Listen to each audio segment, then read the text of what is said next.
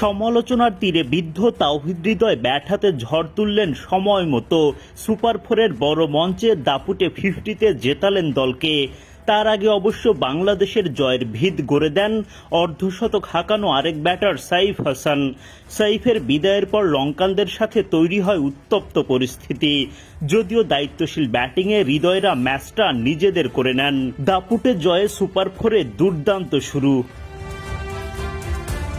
শ্রীলঙ্কার দেয়া 169 রানের লক্ষ্যে ব্যাট করতে নেমে ওপেনার তানজিদ তামিম রানের খাতায় খুলতে পারেননি। নুয়ান তুষারার বলে উইকেট হারিয়ে শূন্য হাতে সাজঘরে ফেরত যান। তবে আরেক ওপেনার সাইফ হাসান মারকুটে ব্যাটিং চালিয়ে যান। একের পর এক বড় বড় ছক্কা আসতে থাকে তার ব্যাটে। রান তোলার মিছিলে যোগ দেন অধিনায়ক লিটন দাস। পাওয়ার প্লের 6 ওভারে 1 উইকেট হারিয়ে বাংলাদেশ করে 59 রান। হাসারাঙ্গার বলে উইকেট হারানো লিটন করেন 16 বলে 23 রান। লিটন বিদায় নিলেও দায়িত্বশীল ব্যাটিংয়ে 36 বল খেলে 50 তুলে নেন সাইফ হাসান। দলের রানও বাড়তে থাকে তাতে।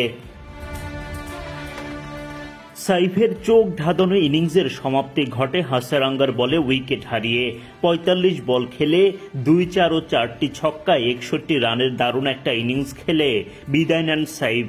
বাংলাদেশ তখনও জয় থেকে 55 রান দূরে। কঠিন সেই দায়িত্ব পড়ে হৃদয় শামীমদের কাঁধে। অফ ফর্মে থাকা তাওহিদ হৃদয়ই এদিন হয়ে দাঁড়ান দলের বড় ভরসা। দাপুটে 50 তুলে নিয়ে দলকে দেখান জয়ের পথ। লঙ্কানরা কঠিন লড়াই করে চাপে ফেলার চেষ্টা করেন টাইগারদের। যদিও শেষ পর্যন্ত লড়াকু বাংলাদেশি জয় তুলে নিয়ে মাঠ ছাড়ে। শনিবার এশিয়া কাপের সুপার ফোরে নিজেদের প্রথম ম্যাচে বাংলাদেশ মুখোমুখি হয় শ্রীলঙ্কার। টস জিতে আগে বোলিংয়ের সিদ্ধান্ত নেন টাইগার অধিনায়ক লিটন দাস। কিন্তু ব্যাটিংয়ে নেমে উড়ন্ত সূচনা পায় লঙ্কানরা। তখন টাইগারদের পক্ষে আঘাত হানেন তাসকিন আহমেদ। তাসকিনকে উড়িয়ে মারতে গিয়ে সাইফ হাসানের হাতে ধরা পড়েন প্রথম নিশাঙ্কা। পাগলাটে উদযাপন শুরু তাসকিনের। 15 বলে 22 রান করে ফিরে যান নিশাঙ্কা। লঙ্কানদের আরেক ওপেনার কুশল মেন্ডিসের বিদায় ঘণ্টা বাজান শেখ মেহেদী। মেন্ডিসও ধরা পড়েন সাইফের হাতেই। আনন্দে আত্মহারা মেহেদী। শ্রীলঙ্কার দলীয় 58 রানে গিয়ে দ্বিতীয় উইকেটের দেখা পায় বাংলাদেশ। প্রতিপক্ষের রানের লাগাম টানতে পারেন লিটনরা। লঙ্কানদের তৃতীয় উইকেটটাও তোলেন শেখ মেহেদী। তার স্পিন জাদুতে বোল্ড কামিল মিশারা। 11 বল খেলে মাত্র 5 রান করে ফিরে যান এই লঙ্কান ব্যাটার।